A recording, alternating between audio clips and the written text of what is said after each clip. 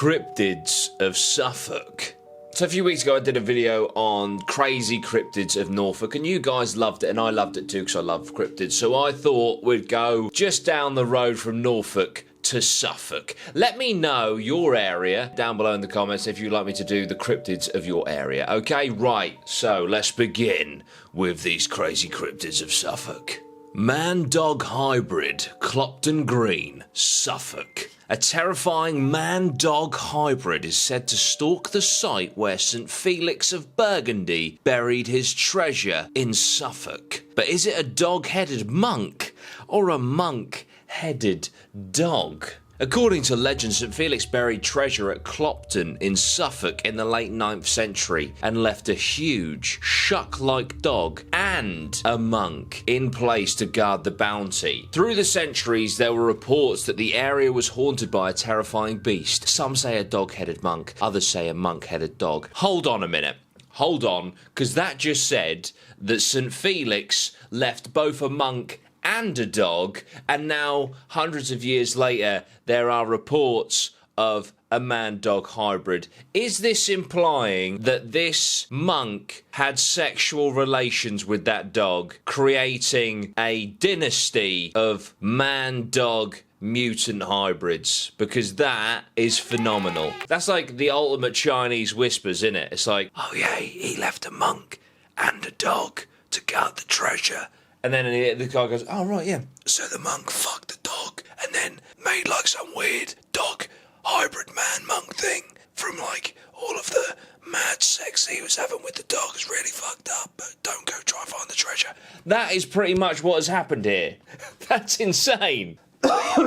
However, I must say, I do want to go find that treasure. Clopton Green, I'm coming for you, 2023. So I was just interrupting this broadcast ever so quickly to tell you the patron of the day, Frank McLean. Frank, thank you so much for being a patron. I really appreciate you. If you would like to become a patron for as little as £1 a month, you can. Head over. The link is down below. Loads of bonus stuff. The Shug Monkey, Rendlesham, Suffolk. In the dark, dark wood, there's a dark secret. A fantastical beast that's part giant dog, part muscular bear, and part enormous ape. Sorry. Rendlesham is where I want to go because it's where that forest with the UFOs are, the aliens and the ghosts and stuff. And now you're telling me there's a giant dog, bear, ape. Essentially like Man-Bear-Pig from South Park. Man-Bear-Pig.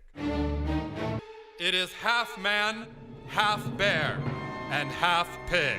But different animals, so not Man-Bear-Pig at all. I'll tell you what, Rendlesham Forest. I'm probably going to say this with every single entry on this list, but Rendlesham Forest 2023, I'm coming for you. So the Shug Monkey was first mentioned in print by James Wentworth Day in his 1954 book, Here Are Ghosts and Witches. A local police constable, A. Taylor, described it to Wentworth Day as a cross between a big rough-coated dog and a monkey with big shining eyes. The creature was seen by Sam Holland in 1956 and described as a vast creature walking on 4 muscular legs covered in black fur and 10 feet long. 7 years later, a woman called Peggy Cushing saw an almost identical sounding beast with one fairly large difference. Don't want to be a dick, then it's not almost identical, is it? As she stared at the beast in horror, it shimmered and then shifted its shape and it became a winged gargoyle, taking flight into the darkness. There is some shit going down at Rendlesham. And there is an American airbase right next door. I think Rendlesham may be the location of Area 52. Shit's getting crazy, ladies and gentlemen. I'm telling you, Rendlesham Forest 2023. I'm coming for you. Believe that. Singing Mice. North Cove, Bungay, Lowestoft, Suffolk. Those are different locations, but we move. Suffolk is a veritable concert hall for performing mice who have been discovered in North Cove between Lowestoft, Beccles and Bungay. My dad was born in Bungay. Bungay to the locals. In North Cove, a lady was recovering from illness in 1892 and had been entertained by the singing of a mysterious bird she had sought in vain to discover. She then realised the singing creature was a mouse, managed to capture it, and kept it in a cage. Well, isn't that wonderful? The Lowestoft Journal of June 1892 described the mouse's voice as like the liquid notes of a nightingale, and at others those of the canary and other birds. So it's just a way that Victorian people spoke that is utterly ridiculous, but also encapsulating.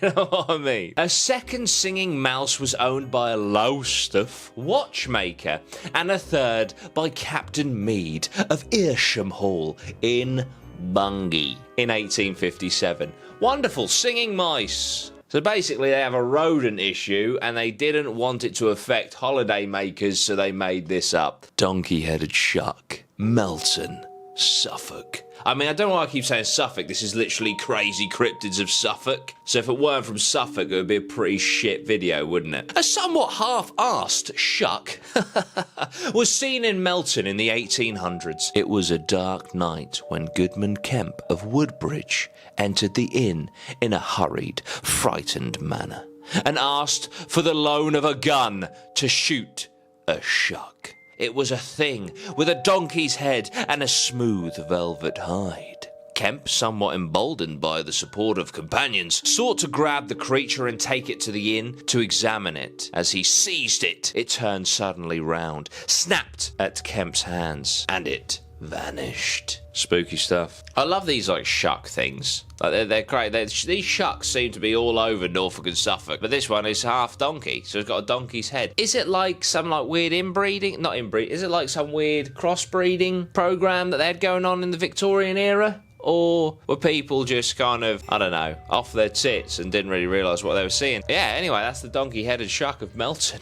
I love cryptids. Cryptids are awesome. Cryptids are really fun. I feel like cryptids are like the fun side of paranormal, unless you're like hunting Bigfoot and you get like your arm ripped off or something because it actually exists, then obviously it's not that fun. But yeah, I'm definitely going to do a few cryptid hunts next year. I think I'm going to start with the one at Rendlesham, because I'm going to Rendlesham Forest anyway to do the UFO thing, to do the ghost thing. So the fact that there is, what was it? Was it the shug monkey? Yeah, the shug monkey. Shug, shug. Let me know down below. Yeah, we're going to go try and find the shug monkey as well, because fuck it. Why not, you know? So, yeah. But thank you so much for watching. I really do appreciate it. If you enjoyed this, please do let me know. Like, share, and subscribe, all that good stuff. If you want to become a patron, it's £1 a month. And you get lots of cool bonus stuff. And I'm also starting a solo Patreon exclusive podcast on the Patreon. Would you believe it? It's just gonna be a video podcast. It's a challenge for me. I want to see if I can solo a podcast. Basically, can I chat shit for 45 minutes to an hour? So yeah, head over to the Patreon if that sounds good to you, as well as loads of behind the scenes stuff and all that good stuff. Anyway, thank you so much. I really appreciate you, and I'll see you very soon. Sweet one, geese.